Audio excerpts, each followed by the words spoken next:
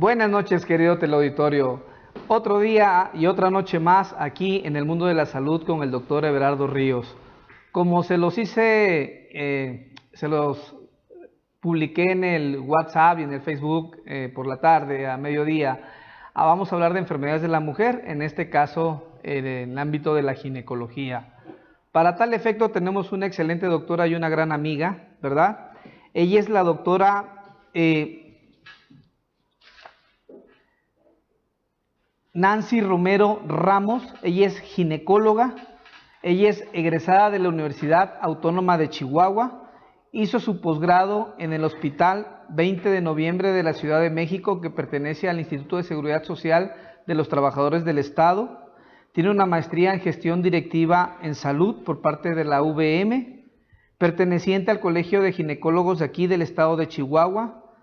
Es coordinador médico del turno nocturno del Hospital General Regional número 15 de Ginecobstetricia aquí en Chihuahua, del Instituto Mexicano del Seguro Social, y aparte tiene su consulta en forma particular. Doctora Nancy, buenas noches, ¿cómo estás? Muy bien, doctor Everardo, muchas gracias por invitarme. No, gracias a ti por acudir a nuestro llamado y estar aquí presente. Sabemos que tienes múltiples actividades, ya mencionamos algunas y de veras un gran honor tenerte aquí. ¿Te parece si entramos de lleno al tema? Muchas gracias, claro que sí, doctor. Perfecto. Muy bien, doctora, para empezar, defínenos o dinos, ¿qué es la ginecología? La ginecología es la rama de la medicina que se dedica, es la especialidad de la medicina que se dedica al tratado de las enfermedades y en general a los padecimientos o a la salud de la mujer. Muy bien. Dentro de esta especialidad, ¿a qué grupos de edad atiende la ginecología? La ginecología clásicamente se ha atribuido a la mujer adulta. Sin embargo, puede haber niñas y puede haber adolescentes con problemas ginecológicos. Entonces realmente se abarca todas las edades de la mujer. Siempre y cuando sea mujer, ¿verdad? Claro que sí. Género femenino. Muy bien. Ahora bien, doctora, así como en forma institucional, en forma particular, sé que a veces hay pequeñas diferencias, pero la siguiente pregunta pues es de suma importancia. ¿Cuáles crees que son las 5 patologías más frecuentes de la consulta? Sí.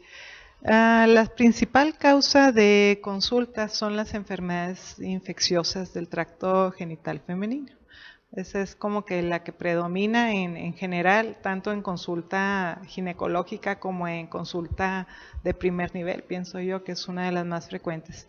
La segunda sería lo que son los controles de embarazos, ¿verdad? El control prenatal, que son pacientitas que van ya embarazadas y que llevan sus controles mensuales todo el embarazo. La segunda causa sería esta. La tercera causa son también los controles anuales. Pacientes que van a hacer su check-up, su revisión anual, que consta de revisión de mama, una exploración genital armada con toma de Papa Nicolau, y la mayoría de las veces también con lo que es un estudio de sonografía. Muy bien. Para observar ovarios, útero. Generalmente son pacientes sanas. Muy bien. Esta sería la tercera causa, y la cuarta causa sería también de anticoncepción, que están buscando métodos anticonceptivos. Y la quinta yo pienso que es pacientes con síndrome climatérico. Pacientes en menopausia. En menopausia. Muy bien, doctora, excelente. Ahora bien, sabemos que hay pues 2 enfermedades predominantemente que a nivel institucional, a nivel particular y a nivel epidemiológico pues nos están de alguna manera haciendo que pongamos más énfasis en ello, ¿verdad? En este caso hablaremos de la primera, que es el cáncer de mama, cáncer mamario. Me gustaría que nos hablaras de él, por qué, cómo se produce, cómo está, qué se está haciendo al respecto. Tú como ginecóloga, cuéntanos qué se está haciendo con respecto al cáncer de mama. El cáncer de mama sí es muy interesante la plática, porque en la actualidad es el cáncer más común de la patología del tracto femenino. Es la segunda causa de cáncer, cánceres generales después del cáncer broncogénico. Entonces ha ido en ascenso, cada vez se encuentran más y más casos. A nivel mundial se habla de unos, más o menos el promedio de diagnósticos de nuevos casos son de 16 millones a nivel mundial, y de muerte por cáncer de mama a nivel mundial, más de medio millón, como unos 522,000 muertes anuales por cáncer de mama. Entonces es una patología muy frecuente.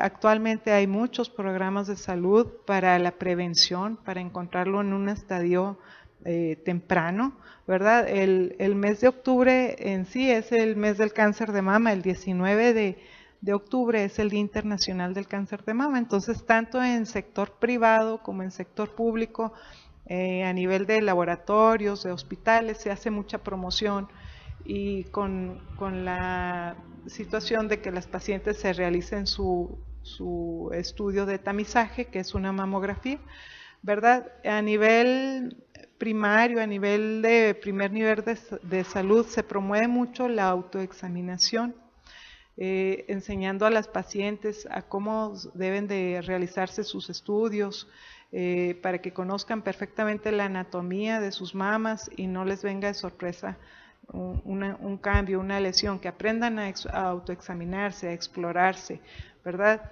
Lo que comentábamos aquí, después de esto, el nivel primario de atención es esto: promover la salud, tanto que sean pacientes que tengan un índice de masa corporal adecuado, porque esto viene muy de la mano con la presentación de casos de cáncer, con pacientes con obesidad, con tabaquismo. Entonces se promueve mucho lo que es la actividad física, la alimentación y el autoexamen. Esto es a nivel primer nivel, y es el estudio de mamografía, que es el tamizaje que se debe realizar la paciente.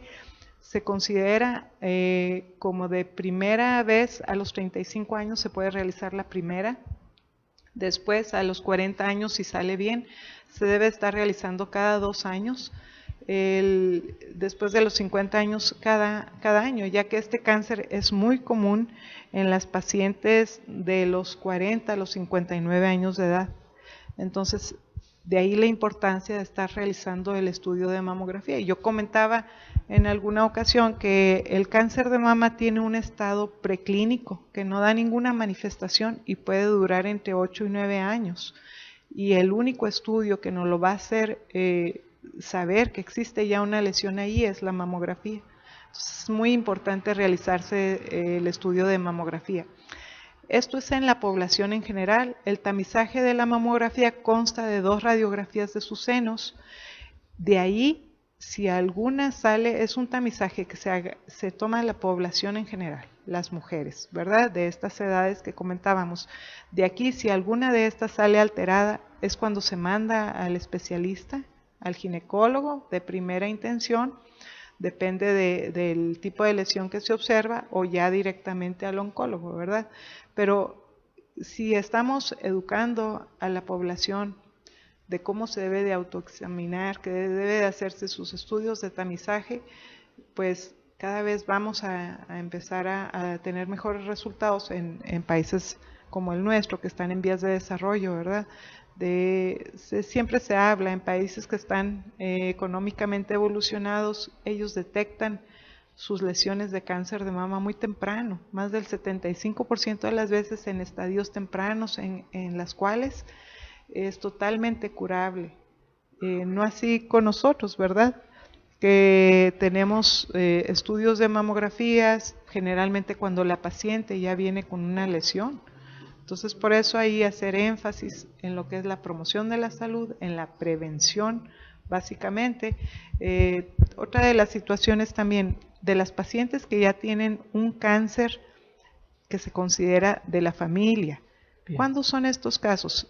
Se cree que el 25%, al 15% de los cánceres que existen de mama son de rango o de rasgo familiar. ¿Cuándo va a ser esto? Que ya hay un familiar que lo ha tenido, la abuela, alguna tía abuela, la madre, una hermana. Cuando ya se cuenta con 2 familiares que tienen el antecedente de cáncer, este es de rasgo heredofamiliar. En estos casos, a la paciente no se le pide que se haga su tamizaje a los 35 años de edad, sino que se pregunta a qué edad fue la familiar que tuvo el cáncer más temprano o el familiar directo. Si su madre tuvo el cáncer a los 40 años, entonces a la hija ahora le vamos a hacer su mamografía a los 30. Entonces, ¿por qué? Por esta ventana que les comentaba de evolución del estado. El cáncer no aparece de un día para otro, tiene una fase preclínica que ya se está gestando, ya se está transformando la célula a malignidad y puede tardar hasta 8 años antes de dar algún síntoma. Entonces, por eso ahí la oportunidad, la ventana de oportunidad para realizar la mamografía. Muy bien, ¿no? Duda Excelente, ¿no? esto? Me encantó tu exponencia porque sí hablaste claramente de lo que muchas veces tenemos mal entendido, ¿no? Sobre la cuestión genética, sobre la cuestión de los antecedentes y algo pues que también el tabaquismo. El tabaquismo que mencionaste que es un factor importante y no sé si sea una apreciación muy personal, pero en los últimos años, de unos 7 a 5 años para la fecha, he visto que se ha incrementado el consumo de tabaco en el género femenino. Yo no sé si sea mi percepción, no sé si tú lo hayas visto, pero yo sí lo he notado en reuniones, en fiestas, pues en lugares públicos, que ya la mujer pues es más participativa en la cuestión del tabaco. Y yo creo que eso pues va a aumentar, o puede, espero no, pero puede aumentar el índice de este tipo de cáncer. Sí. Después, como comentábamos, la principal causa de muerte a nivel mundial es el cáncer broncogénico. Broncogénico, pero también correcto. está muy asociado al cáncer de mama, aparte de los otros factores, como decíamos. Hay otros factores de riesgo, aunque es importante hacer saber, de 6 pacientes que presentan cáncer de mama, solamente una tiene factores de riesgo. Entonces, las otras 5 no esperarías encontrar el cáncer ahí.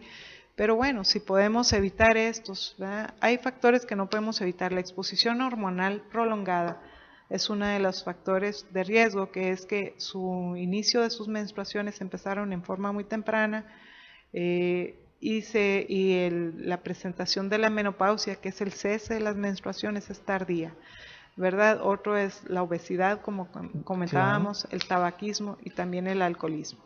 Entonces, pues, si este es uno de los factores que podemos quitar del camino, pues es importante hacerlo, saber a las pacientes. Y me acuerdo porque yo tenía un profesor, un neumólogo, que decía a los pacientes que fuman y no paraban de fumar, ¿no? Y iban y les tengo tres noticias. Usted se acaba de sacar 3 premios. El primer premio, cáncer broncogénico. El segundo, un enfisema pulmonar. Y el tercero, una enfermedad pulmonar obstructiva crónica, si sigue fumando. Sí. Digo, por así decirlo, de lo malo que es el tabaco. Sí. Muy bien, doctora, me parece excelente. Ahora bien, el otro tipo de cáncer que también es muy común y que también pues nos da alertas en este aspecto, el cáncer cervicuterino. Igual, ¿qué nos puedes hablar de él? El cáncer cervicouterino fue por muchos años el cáncer más común en nuestro país. Todavía sigue siendo muy común, pero ahorita está en segundo lugar después de lo que son los cánceres de mama. El cáncer cervicuterino en los países de primer mundo es raro, pero en los países en vías de desarrollo todavía es muy común. Hablamos de una estadística muy similar a la que comentábamos en lo que es el cáncer de mama. Más de 500,000, más o menos, de cánceres de nueva aparición, de nuevos diagnósticos anualmente a nivel mundial, y de estos, la mitad de estos en estadios muy avanzados y con muerte. Más o menos 250,000 de muertes anuales por este tipo de cáncer, ¿verdad? Epidemiológicamente hablando, estas son las estadísticas. Entonces, actualmente todavía se dice, por ejemplo, en México, que hay una muerte cada 2 horas por esta causa. Entonces, también, como comentábamos, desafortunadamente lo venimos diagnosticando cuando ya es un estadio avanzado, siendo que existe la posibilidad de hacer prevención, porque es un cáncer que generalmente no es agresivo. Si ya lo encuentras en estadios avanzados, sí, pero nos da una fase de lesión precancerosa que nos da oportunidad a poder tratar perfectamente, incluso con procedimientos conservadores, ¿verdad? Entonces, sigue siendo un cáncer desafortunadamente con un alto índice de mortalidad, el tercer por causa de muerte de cánceres. Y te digo, bueno, aquí es importante de nuevo hacer prevención. Se ha disminuido muchísimo con lo que es la toma de Papa Nicolaus. Muy bien. ¿Verdad? Generalmente las guías de práctica clínica nos recomiendan realizar los Papa Nicolaus desde los 21 años de edad, ¿verdad? Y siempre y cuando ya se haya iniciado vida sexual, y estarlos realizando cada año. Esto se hace a la población abierta. Todas las mujeres con vida sexual activa o que ya han iniciado vida sexual activa, se debe hacer su Papa Nicolau cada año. De aquí, como es un barrido, es un tamizaje, se van a localizar los que salgan alterados. Entonces sí, estas pacientes se les pasa, se les da un pase a lo que son las clínicas de displasias, ¿verdad? Muchos de los ginecólogos también lo realizan en forma particular en sus consultorios, que es el siguiente paso. Después de un Papa Nicolau alterado, se hace lo que es una colposcopía. Ahí directamente se observa si encuentras alguna lesión, ¿verdad? Se hace otra vez la reclasificación de la lesión, si sí existe una lesión o no, si se observa de alto grado o de bajo grado. Si se observa una lesión de alto grado, ahí mismo se toma una pieza, una biopsia. Y ahí es cuando tenemos el resultado de histología para ver si sí es un cáncer o una lesión de alto grado, ¿verdad? También, te digo, además de la prevención de esta manera, tomando los Papa Nicolaus, está lo del uso de las vacunas contra el virus del papiloma humano. Se ha conocido muy bien lo que es la fisiopatología, ya que está asociado. Parte de los factores de riesgo del cáncer cervicuterino es inicio de vida sexual temprana, la multiparidad, tener múltiples parejas sexuales o tener una pero que sea de alto riesgo, ¿verdad? Y la asociación, bueno, otra vez tabaquismo, alcoholismo. ¿Por qué? Porque disminuye mucho la cantidad de anticuerpos a nivel local. El uso de hormonales combinados también prolongados, también porque disminuye la cantidad de anticuerpos a nivel cervical, y esto nos da mayor predisposición a un cáncer, ¿verdad? El cáncer cervicuterino se ha visto más del 85% de las veces se presenta un factor oncogénico o un factor que puede dar el riesgo del cáncer, que es el virus del papiloma humano, ¿verdad? Entonces, actualmente ya tiene un poco más de 8 años, unos 8 años, 8 meses, el uso de las vacunas para prevenir precisamente esta evolución natural con los virus del papiloma. Primero que nada, si ya existe la infección, puede mejorar la cantidad de anticuerpos que una enfermedad por contacto natural. Y si lo ideal es aplicar las vacunas en pacientes que no han iniciado vida sexual, porque de esta manera vamos a prevenir que se infecte, ¿verdad?, la paciente y que nos llega a hacer cambios a lesiones de alto grado o a un cáncer del cuello de la matriz, ¿verdad? Muy bien. Y fíjate que mencionaste algo muy importante, inicio de vida sexual a temprana edad. Vemos en nuestras jovencitas secundaria, Sí. prepa, antes de los 18 años que ya inicia con vida sexual activa. Yo dentro del instituto donde trabajo, pues en serio, yo me sorprendí en alguna ocasión porque me he encontrado niñas, yo les digo niñas de 12 años embarazadas, ¿no? Y les pregunto aún si violadas, ¿no? Una relación consensuada, ¿no? En ese aspecto, si a lo mejor, corrígeme si estoy en lo no cierto, en que antes de los 18 años el epitelio del cervix, o sea, del cuello del útero, muchas veces no está maduro. Y esto provoca que, como lo mencionaste, el virus del papiloma humano tenga mayor facilidad para infectar a esa mujer o a esa niña o esa jovencita, y de esa manera acelerar o aumentar el proceso de que pudiera tener un cáncer cervicuterino más adelante. No sé si estoy bien, estoy mal. No, exactamente es correcto, ¿verdad? El epitelio sufre 3 estadios o 3 etapas fisiológicamente que es vulnerable. Uno es en la adolescencia, otro es durante el embarazo, por eso se comenta que el alto número de embarazos también es un factor de riesgo, y otro es en la menarca. Entonces es un epitelio frágil, que sí es muy fácil que se invada por el virus o que penetre. No así cuando ya es una mujer madura, generalmente, como comentábamos, después de los 21 años de edad, cambian las características, ¿verdad? Entonces es mucho más difícil, aunque exista un contacto positivo con virus del papiloma, de que pueda infectarlo, ¿verdad? Que pueda dañarlo. Entonces, pues sí es muy importante tratar de hacer énfasis o tratar de llevar a nuestras adolescentes a que retrasen el inicio de vida sexual.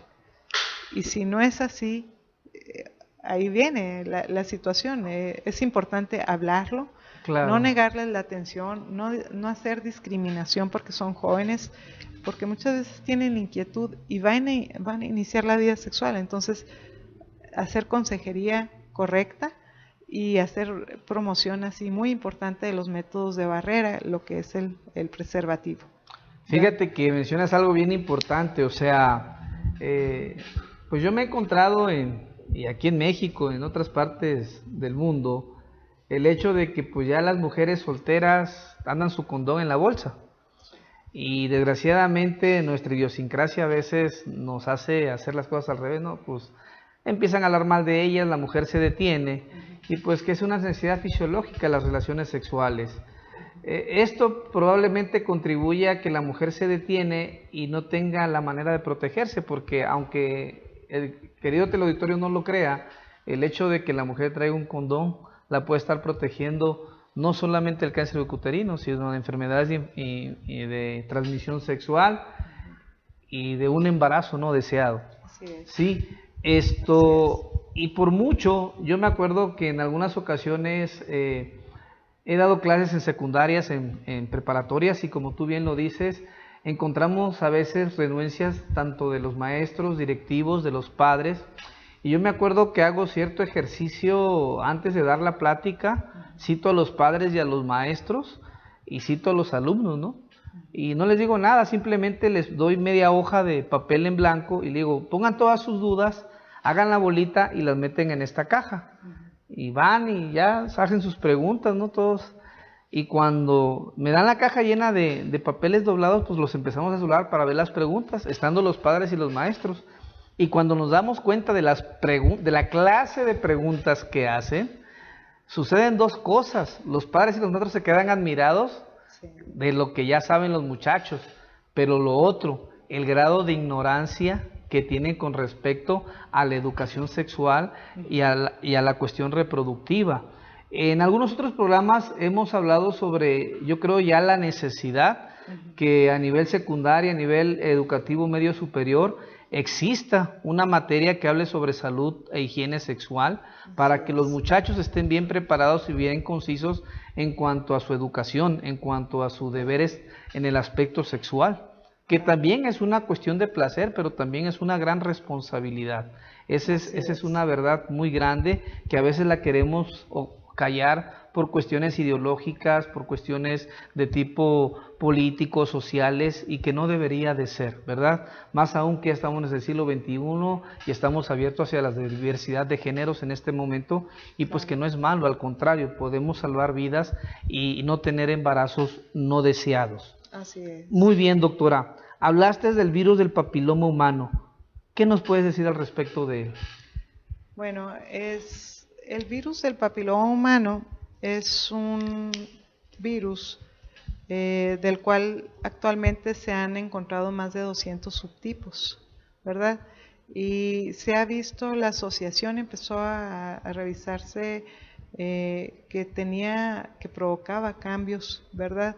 Desde la historia se veían las lesiones, dibujaban, ¿verdad?, las lesiones que eran condilomatosas, pero no se había hecho la asociación del virus con el cáncer cervicuterino hasta que se empezó a encontrar, como te comentaba. Bien. En algunos textos te marcan que en el 85% de los estudios de patología de los cánceres viene asociado el virus del papiloma. Sin embargo, Hay literatura que te dice que hasta el 98% de los cánceres están asociados al virus del papiloma humano.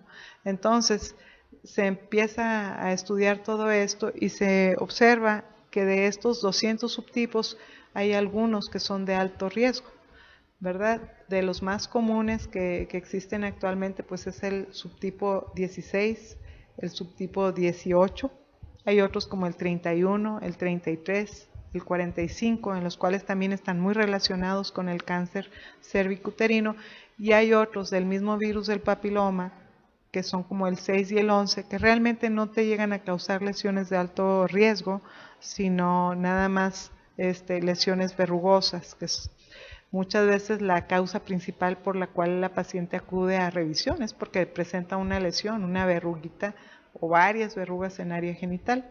De aquí es muy importante hacerles saber a las pacientes, como comentabas ahorita, el inicio de vida sexual cada vez es más temprano. Antes la aplicación era a las pacientes de 15 años, se ha ido cambiando esto porque esperando que la paciente iniciara vida sexual a los 21 años, se ha ido recorriendo esto. Entonces, actualmente se aplica la vacuna a los 9 años, 11 meses en lo que es sector público, ¿verdad? Para hacer la protección, porque está la esperanza o lo que se está esperando es que van a iniciar a los 15 años de edad la vida sexual.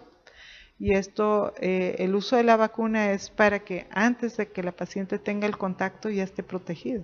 Tanto en nuestro sistema de salud público se está haciendo la vacunación en niñas, pero la promoción sí debería ser también para varones, porque es la forma de cortar que se siga transmitiendo, ¿verdad?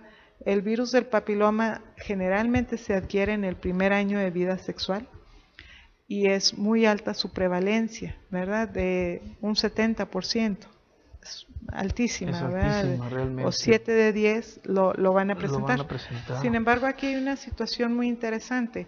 En la mayoría de las veces depende mucho del sistema inmunológico de la paciente, de la integridad de del epitelio del cuello de la matriz, como comentábamos, y en general de sus condiciones de salud, que hasta el 80% de estas pacientes que tienen el contacto, que se hacen positivas y presentan positividad hacia el virus, pueden sanar en forma espontánea. Solamente un 20% son las que van a persistir, y que muchas se pueden estar presentando en recidivas. Presenta las lesiones, por un tiempo permanece sana, puede volver a presentar las lesiones, pero generalmente son los virus de alto riesgo los que permanecen y que con el tiempo pueden ir a hacer una transformación hacia un cáncer. Déjame entenderte, doctor. O sea que también la vacuna no es exclusiva de la mujer, también se la puede poner el hombre, la vacuna del VPH. Así es. Aunque no está muy difundido, pero sí puede un momento determinado protegerse en ese aspecto. Muy bien, doctora. Yo me he encontrado también con pacientes que a veces por pena no dicen, ¿verdad?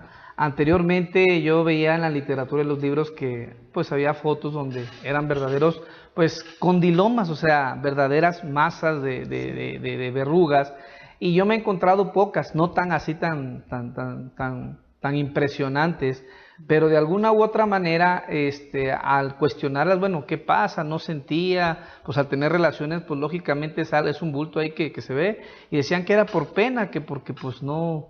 Y no, al contrario, deberían de cuando salga una lesión, por pequeña, por mínima que sea, pues acudir a su médico, a su ginecólogo de confianza, para que esté a tiempo de quitar. Eso es curable, caray. O sea, es lo que a veces no se entiende. El cáncer cervicuterino, como tú dices, es uno de los cánceres que va muy lento, que en etapas tempranas se puede erradicar, se puede quitar, pero aún así tenemos muerte por cáncer cervicuterino aquí en México, y cosa que no debería de estar sucediendo. Así es muy lamentable que tenemos pacientes que realmente tuvieron todas las oportunidades para hacer un diagnóstico temprano, y por lo mismo, sí, todavía por algunas ideas religiosas, por ideas realmente de pudor, de ir a tomar citologías. Afortunadamente, casi en todos los centros de salud donde se practican lo que son los papanicolaos, hay personal femenino Entonces, esto también es como apoyo para que la mujer se sienta con confianza, que no tenga pena y que pueda, incluso las parejas, ¿verdad? Porque muchas veces a la pareja no le gusta que sea explorada por un hombre, pues generalmente en las áreas de medicina preventiva donde se hacen las citologías, los Papá Nicolaos, hay mujeres tomando los estudios, ¿verdad? Y pues también tratar, volvemos a lo mismo, la educación aquí es esencial. Todavía estamos mal, México todavía estamos encontrando, te digo, más del 70% de los cánceres del cuello de la matriz, ya lesiones grandes, y es muy, muy triste porque son pacientes muchas veces que están apenas en su edad productiva, con hijos jóvenes, sino niños, y que se están muriendo por este tipo de cáncer, ¿verdad? Todavía mucho. Querido teleauditorio, estamos con la doctora Nancy Romero Ramos aquí hablando de ginecología. Romero Moreno. En este momento, si nos permiten, vamos a un pequeño comercial y regresamos nuevamente, si les parece.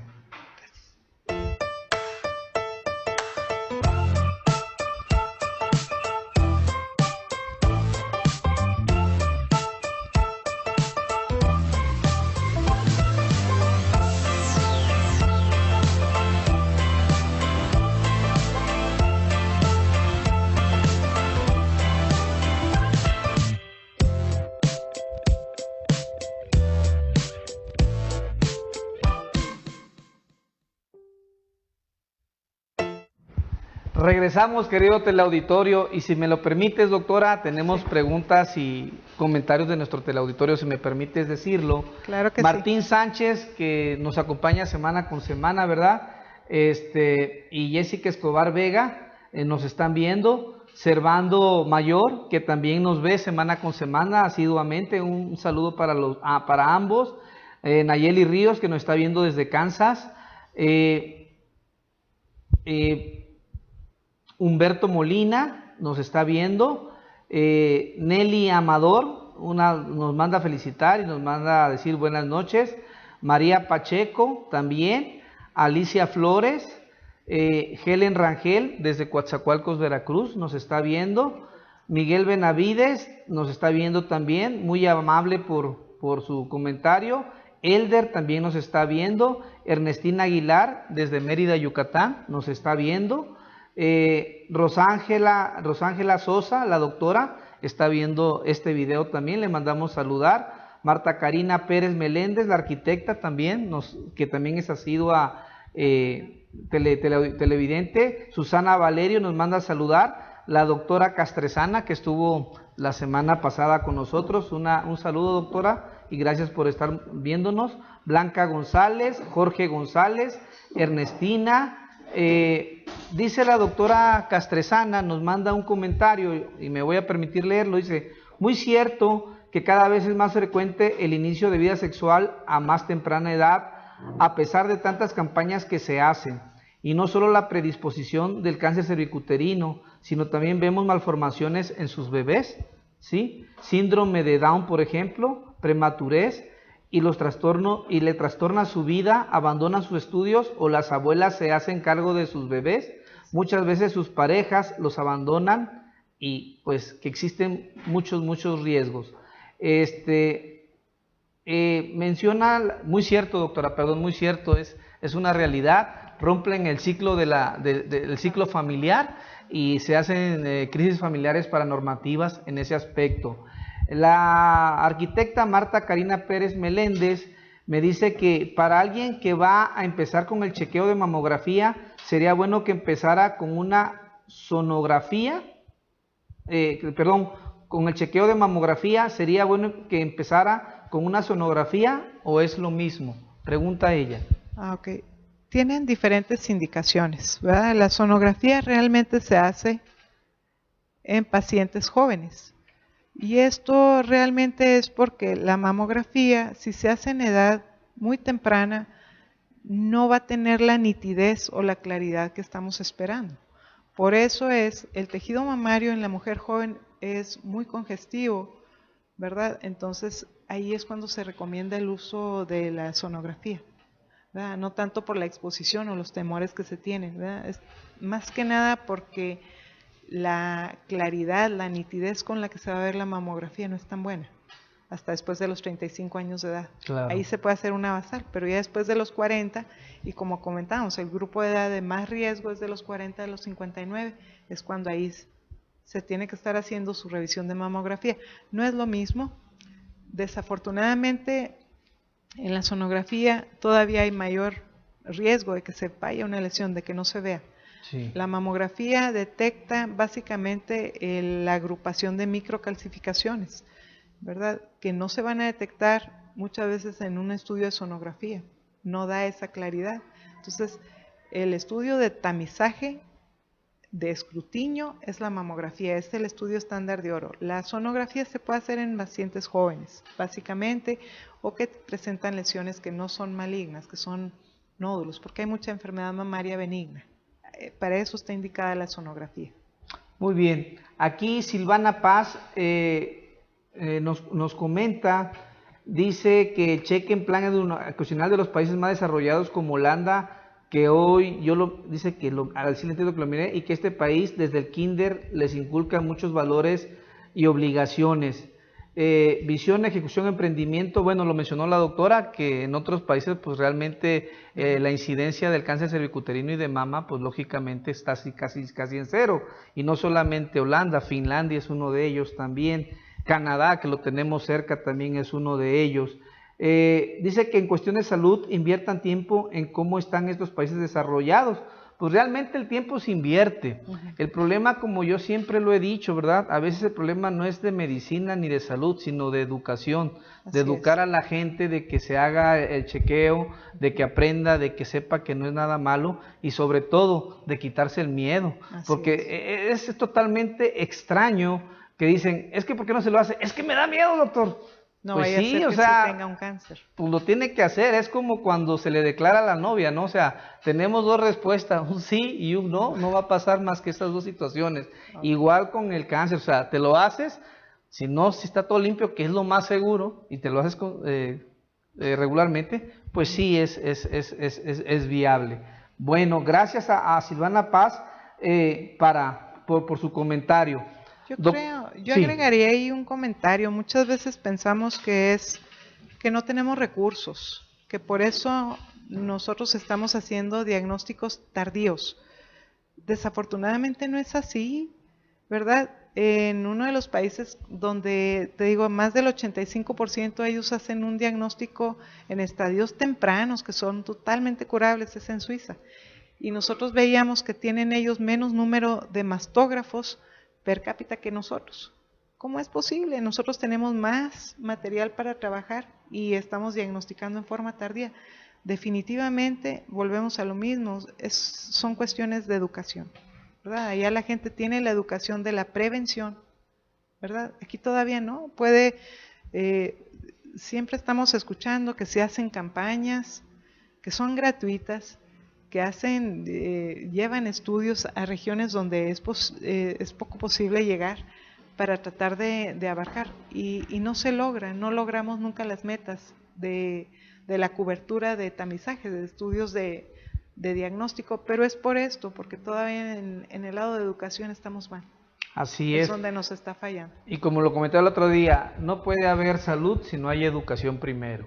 Muy bien, doctora. Hablamos hace un momento sobre el inicio de vida sexual activa en jovencitas a temprana edad y también pues, el riesgo de cáncer cervicuterino, pero también de las enfermedades o las infecciones de transmisión sexual. Anteriormente pues veíamos gonorrea, sífilis, pero hay otras que han salido emergentes, así les puedo llamar yo. ¿Qué nos puede decir al respecto sobre ellas? Sí, sí existen, todavía vemos casos de sífilis. Todavía vemos casos de gonorrea, a lo mejor no tan frecuentes antes de las eras de los antibióticos, ¿verdad? Pero todavía se ven. Y otra de las enfermedades que es muy común es lo que es la tricomoniasis. Esa le hacemos mayor diagnóstico porque es fácil de diagnosticar y fácil de tratar. Y como es muy sintomática, la paciente tiene que acudir a algún servicio. Pero hay otras enfermedades, como tú comentas, que son difíciles de diagnosticar, o que son costosos los estudios para hacer diagnóstico de ellos, como es lo que es la clamidia trachomatis, lo que es el micoplasma, ¿verdad? Estas enfermedades pueden pasar silenciosas, pero van a tener repercusiones cuando la mujer sea mayor o cuando ya esté con la búsqueda de embarazo, ¿verdad? Cuando ya se ve que ha afectado el epitelio, el tracto, el trayecto de lo que es de las tubas, de las trompas, puede incluso llegar a formar abscesos adentro en la pelvis. Entonces es muy importante. Yo siempre les digo, el uso del preservativo no te va a hacer verte mal. A ti niña, a ti adolescente, te va a hacer verte lista. Vas a ser una mujer preparada y lista porque no vas a tener un contacto sexual, ¿verdad? Sin protección. Hablábamos del embarazo no planeado, no deseado y toda esta gran cantidad de enfermedades de transmisión sexual. Y bueno, creo que me estoy saltando a la principal, que es lo que es el SIDA. El SIDA, el virus del SIDA se puede detener con el uso de condones. Es muy importante que lo sepan, ¿verdad? Entonces, como comentábamos, puede que tú seas una persona tranquila, pero muchas veces puedes estar en contacto con una pareja de riesgo y no lo sabes. Entonces, ante esa duda, pues es mejor siempre el uso del preservativo. Muy cierto, sí, esa es la famosa exponencia a la cuarta potencia, ¿no? Que le llaman, o sea, es una pareja, pero tú no sabes si la pareja hombre, la pareja mujer tiene dos o tres parejas tienen otras parejas y ahí se va dando la exponencia. Y es muy cierto ahorita pues lo que es el VIH, el SIDA, el hepatitis tipo C, que pues obviamente también, aparte de que son enfermedades pues en ocasiones terminales, ¿verdad? El tratamiento es muy costoso, así es, y pues a los institutos los acaba realmente por el costo de estas enfermedades, que ya es una situación epidemiológica en ocasiones. Mencionó la doctora Castresana riesgos de embarazo a temprana edad. En este caso, pues ya lo dijo, la cuestión de la familia, la cuestión de las malformaciones, alteraciones a nivel de nutrición o del bebé. ¿Algo más que nos quisieras comentar al respecto en ese aspecto, doctora? Pues sí, médicamente la situación en la que nos enfrentamos, yo creo que día a día las instituciones, pues primero que nada que 3 de 10 adolescentes, perdón, 3 de 10 embarazos son en adolescentes, es un porcentaje altísimo, y estas pacientitas generalmente no tienen alimentación adecuada, no enfrentan su embarazo, no saben, ya sea por desconocimiento o por temor, no acuden a atención en forma temprana de su embarazo. Entonces son pacientes que no han llevado controles de embarazo, que tienen mala alimentación, malos hábitos en general, entonces son pacientes que van a ser pacientes de riesgo. Es en las que ves, además de las enfermedades, como comentábamos, de malformaciones, también está lo que son las enfermedades que dan en los extremos de la edad fértil, muy, muy agresivo, tanto en las jovencitas o en las pacientes ya grandes para embarazarse, como es la presión alta en el embarazo, ¿verdad? Esta es una enfermedad llamada preeclampsia, que puede ser muy severa y se va saltando, se va yendo a pasos, ¿verdad? Entre más joven es la mujer, da formas más agresivas. De aquí se puede ir a una eclampsia, que aparte de la presión alta, se llama preeclampsia, es una eclampsia que pueden convulsionar, son pacientes que tienen riesgo de sangrar de su sistema nervioso, de su hígado, ¿verdad? Y esto también va a llevar a otra patología todavía también muy agresiva, ¿verdad? Con un alto índice de mortalidad, que es lo que es el síndrome de HELLP. Estas enfermedades de la presión alta dan en forma muy agresiva del adolescente, y más si no se llevó un control en el cual se pudieron ver hecho a lo mejor medidas de prevención para que tuviera mejor resultado un embarazo en un adolescente, ¿verdad? Y desafortunadamente ya va una cadena de complicaciones, presión alta, preeclampsia, eclampsia, síndrome de HELLP, son las pacientes que generalmente sangran, ¿verdad? Que entras de emergencia a un quirófano, que te van a sangrar, que pueden poner en peligro la vida de la misma mujer. Muchas veces la vida del bebé queda, o la mayoría de las veces queda en segundo término. Si no era de término, no importa. si no tenía condiciones para vivir, no importa, ya no le puedes esperar, tienes que terminar el embarazo. Entonces muchos de estos bebés son los que terminan en unidades de terapia intensiva neonatal, también por meses o semanas. Entonces son pacientes que al final son pacientes que salen muy caras para las instituciones, para la familia y muy complicadas, porque también, te digo, son pacientes que pueden quedar con daños, que quedan con morbilidad, y los hijos de estas pacientitas también por pérdidas tempranas, te digo, o pacientes que van a cuidados intensivos y que se están meses, ¿verdad? 1 mes, 2 meses, y que pueden quedar con alguna secuela. Secuela, por lo regular es lo más importante. Si me lo permites, doctora, sí. Un saludo a la licenciada Rocío Muñoz desde Aguascalientes, a Chío Martínez, trabajadora de nuestra compañía de Seguro Social, nuestra gran amiga la licenciada Estefi Quintana nos manda a saludar, Lupe Ruiz que nos está viendo también. Ahora bien, doctora, háblanos de un tema que es común y que las mujeres pues le temen mucho por la sintomatología que da. ¿Qué nos puede decir de la endometriosis? La endometriosis es una enfermedad bastante común. Es una alteración en donde se encuentra tejido que normalmente recubre por adentro el útero, viene y está implantado en otros sitios, ¿verdad? Puede estar implantado afuera del útero, puede estar implantado en los ligamentos que sostienen el útero y en los ovarios. Y esta enfermedad tiene como estadios, conforme avanza la edad de la paciente, va de grados leves hasta grados severos. Este tejido que se encuentra en forma anormal en otros tejidos causa daños, causa adherencias, causa destrucción del tejido ovárico, causa destrucción del tejido de las trompas uterinas, que es por donde se hace el viaje normalmente del óvulo y el espermatozoide para lo que es la fecundación.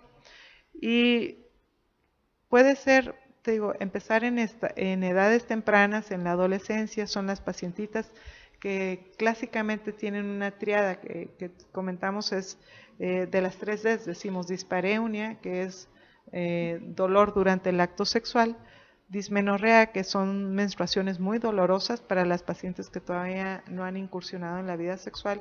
Puede ser nada más la pacientita que cada vez que menstrua tiene cólicos fuertes, tienen que llevarla a áreas de urgencias para hacer manejos por dolor, y que no nada más es el dolor del cólico de la menstruación, que se acompaña de otros síntomas neurovegetativos como es náuseas, vómitos, dolores de cabeza, hasta síntomas gastrointestinales como es evacuaciones diarreicas. Te digo, según el estadio clínico en que se encuentre este tipo de enfermedad. Y la tercera de la triada clínica es lo que es infertilidad. Se cree que en pacientes con endometriosis hasta por muy alto un 60% pueden cursar con infertilidad. La forma de hacer un diagnóstico solamente es por intervención, ¿verdad? Porque mientras es la sospecha, que el paciente tiene cólicos, cada vez que menstrua se incapacita, sufre de dolor muy intenso, la tienen que llevar a las áreas de urgencias, o la mujer que está casada, que le trae problemas con la pareja porque está con una relación sexual muy dolorosa, pues realmente se hace una sospecha de diagnóstico. El diagnóstico real es cuando haces una cirugía, ya sea por laparoscopía o laparotomía abierta, se observan las lesiones clásicas, se toma el tejido y el patólogo es el que te da el resultado. Y nos da el diagnóstico certero. Muy bien, doctora. Hablamos también de que algunas infecciones, y sobre todo la endometriosis también, podría provocar la infertilidad. Anteriormente se hablaba de esterilidad, y yo actualmente, pues con los métodos que hay, ¿verdad? Y las clínicas de fertilidad que hay, pues ya prácticamente ese término creo que está quedando en el olvido. ¿Qué nos puedes hablar sobre la infertilidad?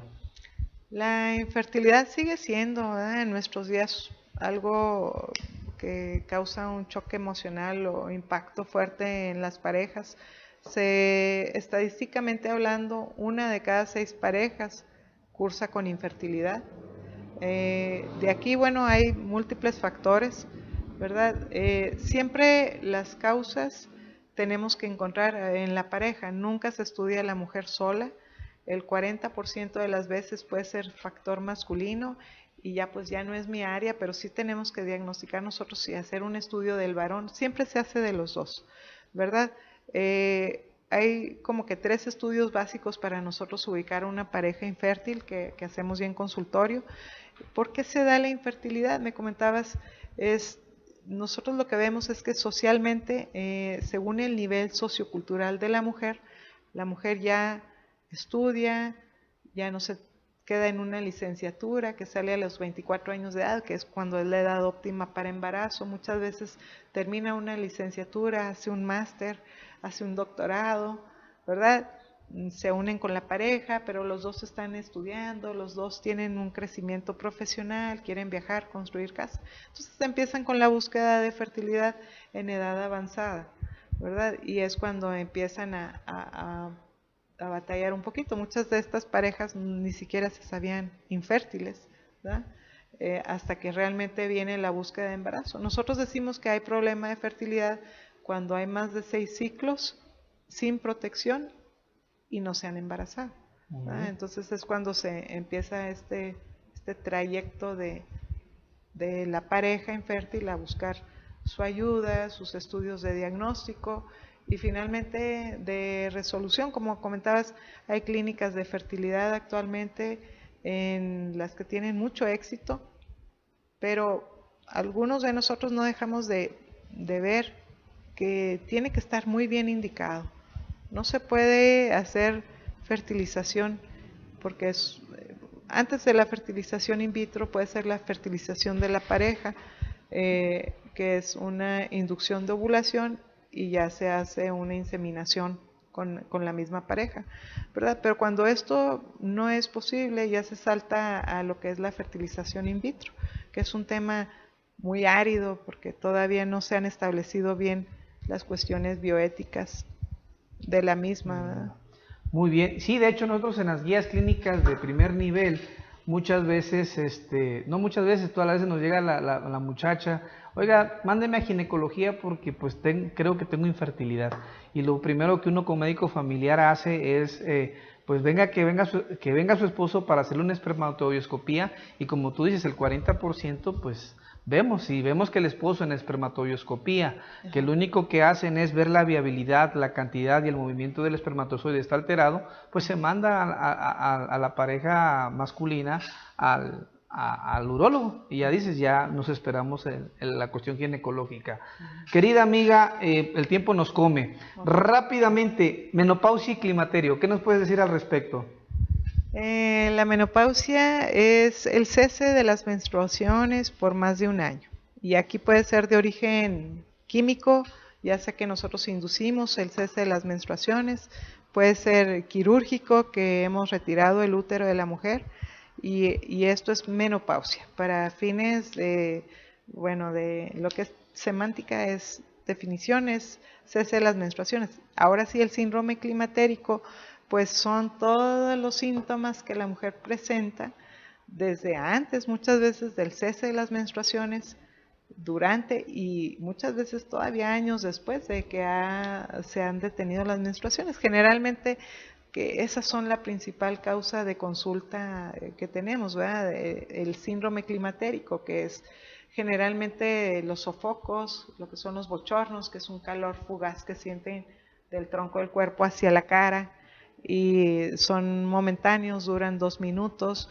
pero esto lleva a alterarla, a ponerse de mal humor. Muchas veces se presentan más en la noche, más en situaciones de estrés, de angustia, son más comunes. Entonces, la paciente en la noche no duerme, no descansa por los bochornos, da mayor índice de insomnio, ¿verdad? La habilidad emocional. Al siguiente día estás apática, no quieres ir a trabajar, no quieres ir a reuniones ya con tus amigos y también empiezan los problemas con la familia porque estás menopáusica, es el dicho común que nos dicen a las mujeres ya en esa edad y es porque estamos muy lábiles, explotamos muy fácilmente y es por la deprivación hormonal precisamente que tenemos a nivel del sistema nervioso central nos hace mucho daño, necesitamos los estrógenos. Así es. Aquí Joana Ríos nos pregunta, ¿cómo se tienen que tratar los ovarios poliquísticos en un adolescente de 16 años con problema de hipotiroidismo? Pues casi es una consulta, ¿no? Así es. Bueno, primero que nada, se tiene que hacer realmente el diagnóstico de ovarios poliquísticos, ¿verdad? Que es todo un síndrome, no es nada más ver un ovario crecido. Entonces lo ideal es, primero que nada, acudir con el médico y que sea derivado con el ginecólogo, hacer un diagnóstico tanto por una historia clínica bien realizada y una exploración. Si ya se llega al diagnóstico, generalmente el manejo que hacemos es con el uso de hormonales combinadas. Ok, doctora, muy bien. Saludos a Aarón Peralta desde California y a la doctora Lorena López que nos está viendo. Doctora, ¿dónde consultas, dirección, teléfonos para que nos digas y nuestro teleauditorio sepa en dónde te puede localizar? Muchas gracias. Sí, yo estoy consultando en forma particular en 2 lugares, en lo que es Star Médica de Chihuahua, el Hospital Star Médica, que está en Periférico de la Juventud y Saucito. Ahí estamos en el consultorio 908, el teléfono es 425-4455. También consulto en lo que son los consultorios de la Clínica del Centro, de lo que es Comese, es en la calle Ojinaga 808 en el consultorio 103 y ahí el teléfono es 412-0355. Muy bien, doctora. ¿Algo más que quieras comentar para nuestro amable teleauditorio? ¿Algún consejo, algo que quieras decir? Pues agradecer primero que nada la oportunidad a ti, Ever, súper chico, gracias, y se me hace excelente este tipo de programas porque tenemos la oportunidad de promover la salud. Insistirles a todas las mujeres que pierdan el miedo y que se empiecen a querer más a ellas mismas y a cuidar su cuerpo, ¿verdad? Y eso es con prevención. Muy bien, pues amable teleauditorio, como sabe, llegamos al fin de esta edición el día de hoy con el tema de ginecología con la doctora Nancy Romero, a quien le agradecemos nuevamente su presencia. Sé que quedan muchas dudas porque la ginecología pues es extensa. Esperamos que próximamente nos acompañe nuevamente para ampliar más temas de ginecología. Y pues a mí no me resta más que agradecerle su atención, vernos la próxima semana nuevamente aquí en Red Producciones por medio del Facebook. Martes 8 de la noche y avisarles que también ya se pueden estar viendo por medio de YouTube, en los canales de YouTube, esta edición. Sin nada más que agregar, que pasen bonita noche y nos vemos el próximo martes. Hasta luego.